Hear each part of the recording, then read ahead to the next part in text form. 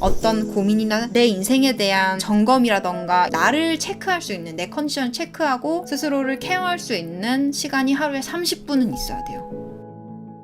바로 에너지 리듬 회복시키기 알려드리겠습니다. 일단 첫 번째 솔루션은요, 육체 피로를 해소하는 방법입니다. 육체 피로도가 한계치까지 도달하면 에너지 리듬이 빨리 망가진다고 말씀드렸어요. 업무량을 줄이셔야 됩니다. 내가 몸이 아주 피곤하다고 느꼈다면, 근데 그 피곤하다고 느끼는 이 판단하는 기준을 잘 모르시는 분들도 계셔요. 그래서 내가 지금 육체가 굉장히 피로한 상태고 한계치까지 도달했다라는 기준은 여러 가지가 될 수 있는데, 대표적으로 면역력이 떨어져서 일어나는 어떤 질병들이 나타나기 시작했다. 염증이라던가 잔병 치료를 한다던가 몸살이 난다던가, 이런 여러분들이 생각했을 때 병원에서 스트레스가 원인입니다, 과로입니다 라고 할 만한 그런 질병들이 몸에 나타났다던가, 아니면 그냥 하루 종일 피곤하다던가, 아침에 일어났을 때 정말 몸이 너무너무 일어나기 힘들다, 심적인 원인이 아니라 몸이 너무 피곤해서 일어나기 힘들다, 그리고 자꾸만 내가 일상생활에서 졸아, 시간만 나면 엉덩이만 붙이면 의자에서도 졸고, 이런 모든 것들이 육체적인 피로도가 한계치까지 도달했다는 거예요. 여러분들이 뭐 여행을 가서 그날따라 많이 걸어서 뭐 그럴 때는 어쩔 수 없는 부분도 있죠. 어떤 날에는 유독 또 활동량이 많은 날도 있어요. 하지만 그게 매일매일 지속된다면 안 됩니다. 그래서 이제 여러분들이 육체적인 피로가 한계치까지 도달했다는 판단이 든다면 바로 먼저 해야 되는 게 하루의 일정을 단순화시키고 업무량을 줄이는 것입니다. 이 업무량이 꼭 회사에서 하는 일만을 뜻하는 게 아닙니다. 여러분들이 회사를 다니고 있고 생계를 유지하기 위해서 회사 생활이 정말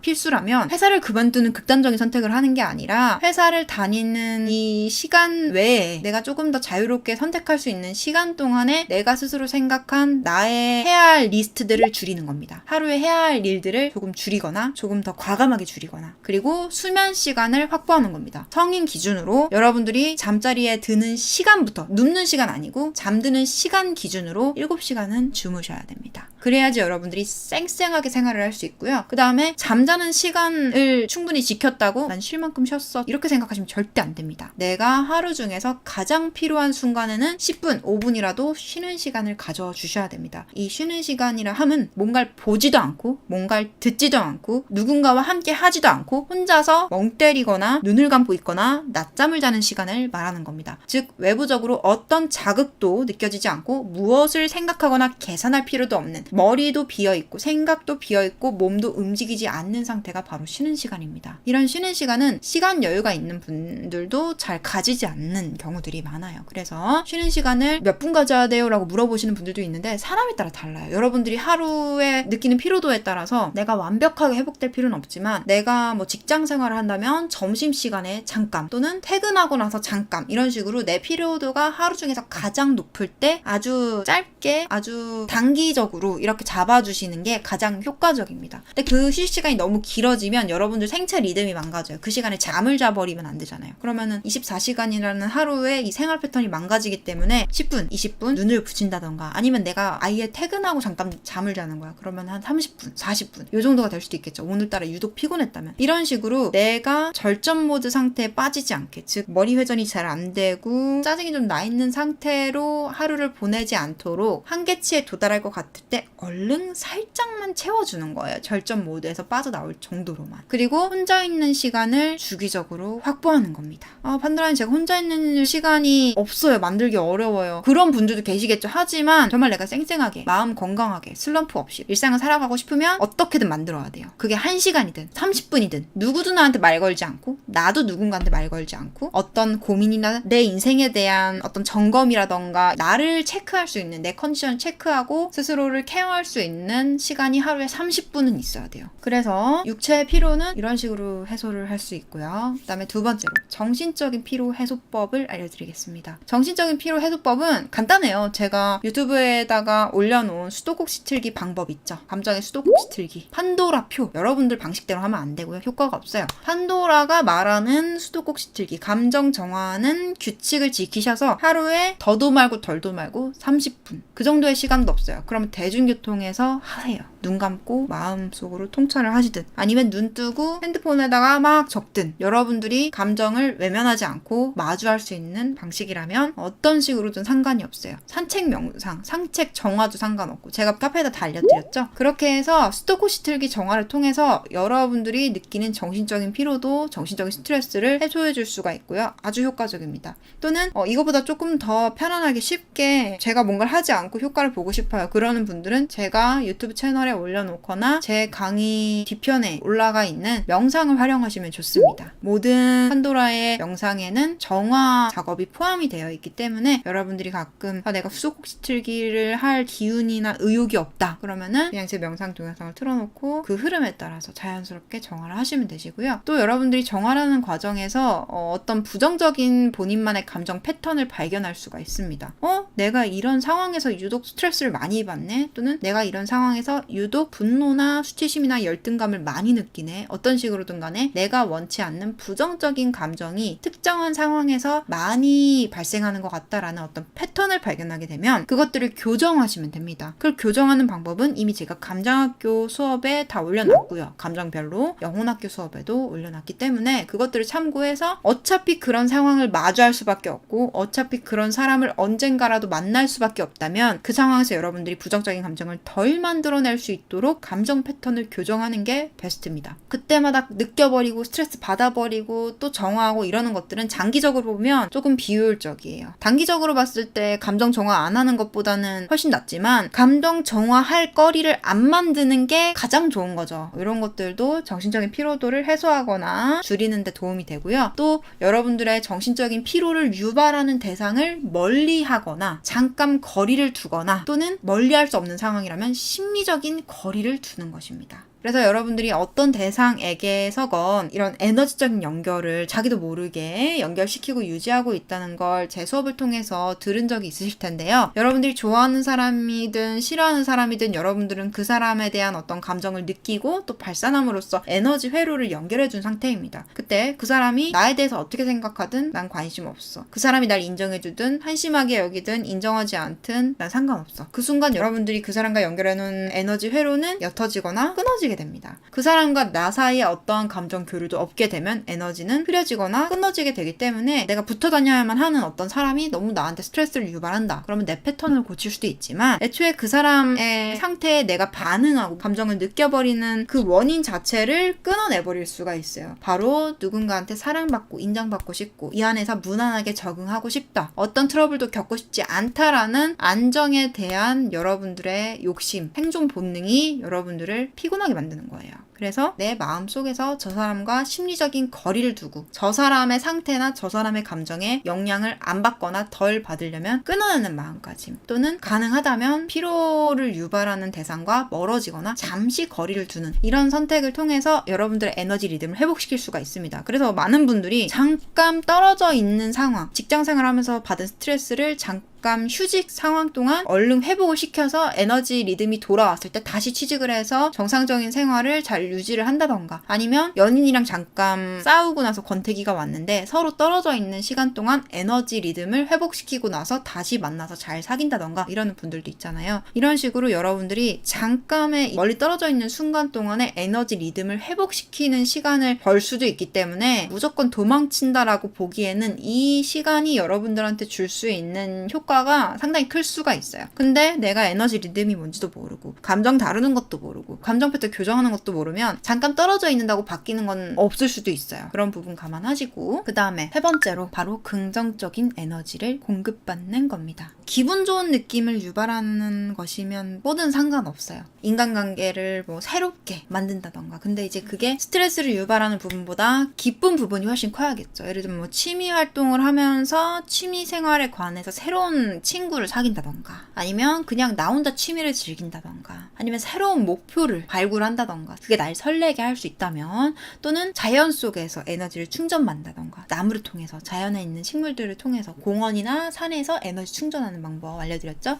그리고 낯선 곳에서 여행을 하면서 맛있는 음식을 먹으면서, 또는 어떤 즐거운 영상 매체나 오락거리들을 통해서, 또는 여러분들의 생활에 평소 안 했던 어떤 재밌는 것들을 한다던가, 염색을 한다던가, 머리 스타일에 변화를 준다던가, 아니면 오늘따라 더 내가 좋아하는 옷을 입고 외출을 한다던가, 아니면 평소와 다른 길을 간다던가, 그런 식으로 내 생활 환경에 변화를 주는 것들, 뭐 가구의 위치를 바꾼다던가, 물론 이런 것들이 남발이 되면 안 되겠지만, 어떤 그런 작은 설렘, 새로운 환경들, 근데 그게 좀 유쾌하거나 많이 유쾌하거나 이런 것들을 한 가지 두 가지가 아니라 많으면 많을수록 좋아요. 그래서 뭐 내가 취미생활도 새로 하고 내 모습의 변화도 좀 줘보고 새로운 목표 세우고 이런 식으로 가면 에너지 공급이 확 됩니다. 한 가지만 해도 에너지 공급이 되는데 내가 한 두세 가지를 같이 병행하게 되면 에너지 공급이 확 됩니다. 그리고 그것들을 뭐 오늘 끝장을 내겠어, 내가 동기부여 영상만 10시간 보겠어, 이렇게 할 필요가 없어요. 매일 어차피 충전해야 돼요. 매일매일 해야 되니까 꿈을 향한 도전이라던가 뭐 친구랑 재밌게 노는 거라던가 그 오늘만 할 것처럼 그렇게 막 지독하게 할 필요 없어요. 오늘도 적당히 하고 내일도 적당히 하고 이런 식으로 내가 밥을 매일 꾸준히 먹어야지 생활이 지속되는 것처럼, 아무리 든든한 보양식도 오늘 하루 몰아 먹는다고 열흘 동안 굶었을 때 그게 쭉 가지 않아요. 마찬가지로 좋은 에너지 공급처도 오늘 끝장을 볼 것처럼 질려버릴 때까지 할 필요가 없어요. 오늘 적당히 기쁘게 살아갈 만큼 채우고 내일 적당히 기쁘게 살아갈 만큼 채우고, 그러면 치고 빠지는 거예요. 거기에 너무 막 목맬 필요 없어요. 그래서 어떤 분들 보면은 어떤 목표라던가 뭐 아니면 청소라던가 이런 거를 막 몇 시간을 하고 막 끝장을 보려고 하는 분들이 있는데 그건 굉장히 비효율적이에요. 왜냐면은 이 에너지는 오늘 어느 정도 다 써버리고 내일 리셋이 돼요. 그리고 어떤 에너지 공급처는 계속 에너지 공급을 받다 보면 어느 순간에는 덜 설레거나 덜 재밌어서 그 공급처의 에너지 공급 매개체의 약발이 떨어지고 유효기간이 닿을 때가 있어요. 여러분들이 암만 좋아하는 영화도 한 10번을 보면 더 이상 재밌지 않고 설레지 않는 것처럼. 그래서 여러분들의 몸을 망가뜨리지 않고 여러분들의 삶의 균형 깨트리지만 않는다면 일상에서 뭐 짧은 순간, 반나절이 되었든 1시간, 2시간, 30분이 되었든 아니면 여러분들이 휴일에 그 통째로 휴가를 간다던가 뭐가 됐든 간에 여러분들에게 긍정적인 에너지를 공급해주는 거, 그것도 아주 큰 긍정적인 에너지를 아주 빠르게 공급해주는 것들을 최소한 3가지 정도 꾸준히 공급받을 수 있게 스스로 잘 찾아놓고 구축을 해놓으면 아주 건강한 안정적인 에너지 리듬을 유지할 수 있습니다. 4번째로 에너지 리듬을 회복하는 방법은요, 바로 건강하게 에너지를 배출하는 겁니다. 좋은 에너지를 받았다면 그 좋은 에너지를 배출할 줄도 알아야 돼요. 이건 아주 간단합니다. 나의 감정과 생각을 기록하거나 온라인상이든 실제로 만나는 사람이든 일터에서든 업무를 통해서든 뭐가 됐든 표현하면 됩니다. 그게 말이어도 되고 아니면 글이어도 되고 아니면 행동이어도 되고 뭐가 됐든 간에 들어갔으면 나와야 되는 거예요.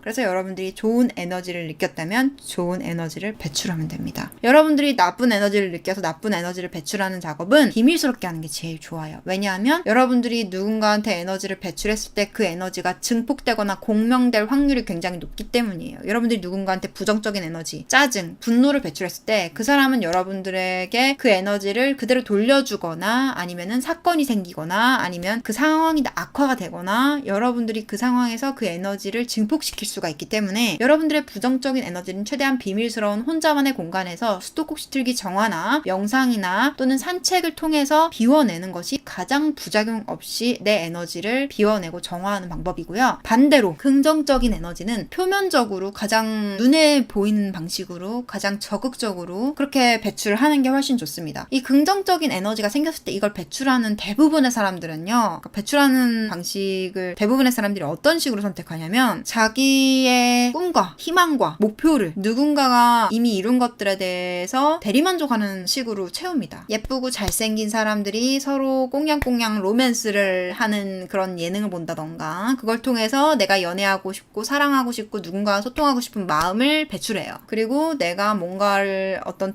도전을 하고 시행착오를 겪고 그러면서 강인해지고 결국에 내 꿈을 이루고 더 강인하고 더 다채롭고 멋진 내가 되는 그것에 대한 열망을 또 어떤 드라마나 영화나 또 성공한 사람의 영상 매체나 그런 걸 통해서 또 풀기도 해요. 부정적인 감정은 너무 요란하게 풀어요. 어떤 문제를 굳이 일으켜 사람들한테 뒷담화를 까, 그리고 사건 사고를 만들어, 또는 방치함으로써 사건 사고를 불러들여와, 이런 식으로 요란하게 부정적인 감정을 배출하다 보니까 인생이 더 안 좋은 방향으로 흘러가게 돼요. 그리고 좋은 에너지는 굉장히 은밀하게 굉장히 허무하게 비워버립니다. 어떤 컨텐츠를 보면서 대리만족하고 카타르시스를 느끼면서 해소합니다. 근데 반대로 가야 돼요. 좋은 에너지는 누군가한테 나 이런 꿈이 있어, 나 이런 목표가 있어 라고 표현을 함으로써 그 사람이 여러분들을 비웃을 수도 있고 우습게 생각할 수도 있겠지만, 여러분들이 조금이라도 여러분들의 꿈을 응원해주거나 여러분들의 이야기를 진지하게 들어줄 수 있는 사람한테 가서 그걸 오픈했을 때 그 사람이 그래 이것도 해봐 저것도 해봐 이런 식으로 증폭이 될 수도 있는 거고, 좋은 사건이 끌어들여질 수도 있는 거고, 또는 여러분들이 그 사람한테 나의 꿈이나 나의 설렘을 설명함으로써 아 내가 이런 걸 좋아하는 사람이구나, 그리고 난 이걸 하고 싶구나 하면서 자기의 목표를 구체화시킬 수도 있고 자기에 대해서 더 잘 알아가고 인지를 할 수가 있어요. 그리고 또 한편으로는 어떤 행동을 함으로써 꿈을 이루는 한 걸음 한 걸음을 지속할 수도 있는 거고, 컨텐츠를 쌓을 수도 있는 거고, 능력치를 쌓을 수도 있는 거고, 경험을 쌓을 수도 있는 건데, 여러분들은 좋은 에너지를 제대로 배출하는 방법을 잘 몰랐어요. 내가 당장 연애하고 싶을 때는 연애에 관련된 어떤 컨텐츠를 보고, 꿈을 이루고 싶을 때는 꿈을 이루는 등장인물이 나오는 어떤 컨텐츠를 보고, 이러다 보니까 내가 좋은 에너지들을 그때그때 너무 빠르게 즉각적으로 배출시키는 거에만 급급해서, 승질이 급해서 내가 뭔가 굼뜨게 어떤 행동을 하고 그 행동이 매우 서툴고 능력치가 아직 낮은데 그 행동을 통해서 에너지를 배출하는 것보다는 정말 1분 만에 어떤 컨텐츠를 보면서 해소하는 게 더 시원하니까, 더 빨리빨리 에너지가 순환이 되니까 자기도 모르게 본능적으로 빠르게 해소하는 간단한 방법을 선택한 거예요. 근데 사실 그 에너지들을 그냥 배출하면 너무 아깝거든요. 여러분들 삶에 그 에너지를 증폭해서 어떤 기회를 끌고 오거나, 다른 사람들을 여러분들의 조력자나 지원자로 만들거나, 아니면 다른 사람들한테 표현함으로써 스스로 더 구체화를 시키고 더 불을 때우고 증폭을 시킨다던가, 아니면 그 꿈에 걸맞는 어떤 액션이나 능력치를 쌓음으로써 점점 현실화를 시킨다던가, 이런 식으로 풀어낼 수도 있는데, 그 긍정적인 에너지를 혼자서 조용히 은밀하게 간접적인 체험을 통해서 그냥 해소해버리기 때문에 여러분들이 좋은 에너지들을 그냥 낭비하고 있었던 거죠. 그래서 내 감정과 내 생각을, 그게 부정적인 감정이든 긍정적인 감정이든 표현하거나 아니면 혼자 기록하거나 통찰하는 게 에너지 배출에 굉장히 도움이 됩니다. 그래서 여러분들이 정말 어떤 좋은 에너지, 꿈을 이루고 싶은 에너지를 계속해서 증폭시키고 쌓아놓고 있다면 언젠가는 좀 부족하다고 느껴지는 순간에도 반드시 스타트를 끊어야 돼요. 그 다음에 수습을 하고 그 다음에 교정을 하고 이런 식으로 해서 뭔가 그림을 만들어 가야지, 준비가 완벽하게 될 때까지 나는 시작하지 않겠어 하면 백날 첫날 그것에 대한 통찰과 그것에 대한 글만 하고 있어요. 즉 여러분들의 생각만 가지고는 결과가 나타나지 않아요. 그럼 아무것도 바뀌지 않아요. 왜? 지구는 물질 세상이니까. 어떤 기회들이 끌어당겨질 수는 있겠지만 그 기회들을 통해서 여러분들이 결과를 만들어내는 것은 결국에 행동이에요. 그래서 건강하게 에너지를 배출하는 방법에는 믿을 만한 사람, 또는 이 주제에 대해서 공감할 만한 다양한 인간관계를 확보해 놓는다던가, 또는 내 열망에 걸맞는 어떤 행동을 보인다던가, 또는 운동을 하는 것도 좋습니다. 근데 운동을 할 때 너무 힘을 많이 빼면 안 돼요. 그러면 좋은 에너지를 거의 다 써요. 그래서 이제 남자분들 중에서 이런 얘기하는 분들 있잖아요. 운동을 하면 흘러넘치는 성욕이 조금 자제가 되고 줄어든다. 이 욕구가 꼭 성욕뿐만이 아니라 이 뭔가를 이루고 싶고 가지고 싶고 실현시키고 싶다라는 것도 하나의 욕구예요. 근데 그 욕구가 어쨌든 몸이 움직이는 활동을 통해서도 해소되는 부분이 있기 때문에 운동을 하는 거에 너무 많은 에너지를 쏟으면 안 돼요. 그러니까 내가 운동을 아침에 1시간, 저녁에 2시간을 해서 내가 직장을 다니고 운동을 하면 완전히 몸이 나른해진 상태야. 그러면 내가 가지고 있는 좋은 에너지를 거의 다 쓴 거예요. 절대 그렇게 하시면 안 돼요. 건강을 유지할 수 있는 선에서만 하고 힘을 아껴놔야 돼요. 그래서 막 운동이 취미이신 분들 보면 막 운동에 막 이렇게 하시는데 그게 나쁘다는 게 아니라, 그러면 알아야 돼. 내가 그 에너지를 다른 데다 썼으면 어쩌면 다른 꿈을 이룰 수도 있고 다른 목표를 이룰 수도 있었다는 거. 근데 내가 운동도 하고 이것도 하고 저것도 하고 그렇게 생각할 게 아니라, 이걸 함으로써 다른 거를 뭔가를 포기할 거라는 걸 생각을 하면 내 인생에서 우선순위가 뭔지를 보면은 어떻게 조절해야 되는지가 보이죠. 만약에 지금 내가 지금 하고 있는 일이 마음에 안 들어. 그래서 나는 내가 정말 좋아하는 일로 이직을 하고 싶어. 그러면 나한테 중요한 거는 운동을 3시간 하는 것보다 적당히 건강을 유지한 상태에서 새로운 일을 시작을 하는 거예요. 근데 그 새로운 일을 시작하는데 써야 되는 힘을 막 운동하는 데가 다 써가지고 이제 그 일을 시작하려고 하면 막 잠이 와. 그러면 안 되거든요. 여러분들이 하루를 살아가면서 여러분들의 인내심, 여러분들의 의지는요 분명히 한계가 있어요. 그래서 인내심도요 아껴서 써야 되고요, 의지도요 아껴서 써야 돼요.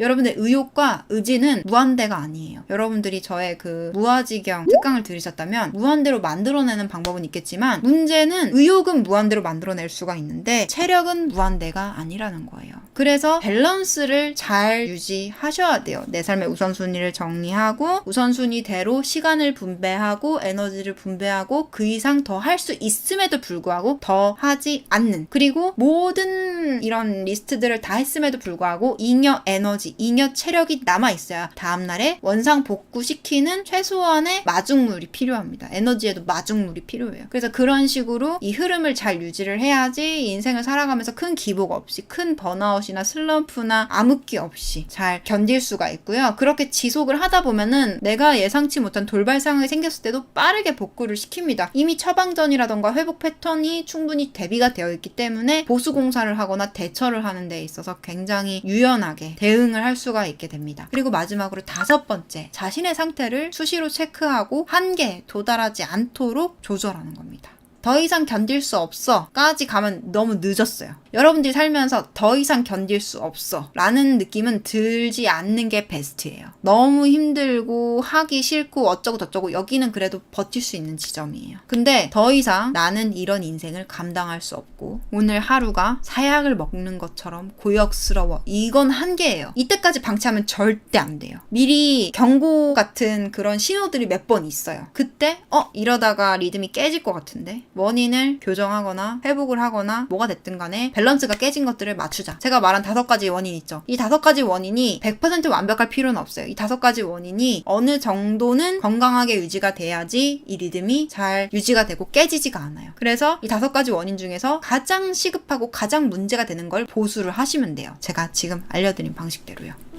그렇기 때문에 내가 지금 행동을 하기 전에 너무 많은 감정적인 원인을 가지고 핑계를 대고 있지는 않지만 이런 분들이 있어요. 하고는 싶지. 이것 때문에 안 되고 저것 때문에 안 되고 이 감정적인 문제를 해결하기 전까지 난 마음 편히 못할 거야. 여러분들은 마음이 100% 편해질 수가 없어요. 성장이라는 건 불편함을 발생시키고 그 불편함을 해소하고 이러는 과정에서 계속 성장은 나선형으로 지속이 되는 거기 때문에 불편한 부분들은 계속 생길 수밖에 없어요. 근데 내 마음이 깔끔하게 편안해질 때까지 난 어떠한 도전이나 어떠한 생산적인 활동도 하지 않겠어. 난 아직 준비가 덜 됐어 라고 착각을 하면 계속 기다리는 거예요. 언젠가 완벽해질 날을, 또는 언젠가 누가 등 떠밀어 줄 날을, 발등에 불이 떨어질 때까지, 그걸 하지 않으면 안 될 때까지 기다리면 안 돼요. 그때 여러분들은 편안한 상태가 아니기 때문에 더 불편한 상태이기 때문에 제대로 실력 발휘를 못하기 때문에 내가 좀 부족하게 느껴져도 일단 끊어놓고 에너지 배출을 하다 보면은 그 에너지가 스스로 만들어내는 어떤 흐름이 있을 거예요. 그걸 올라타야 돼요.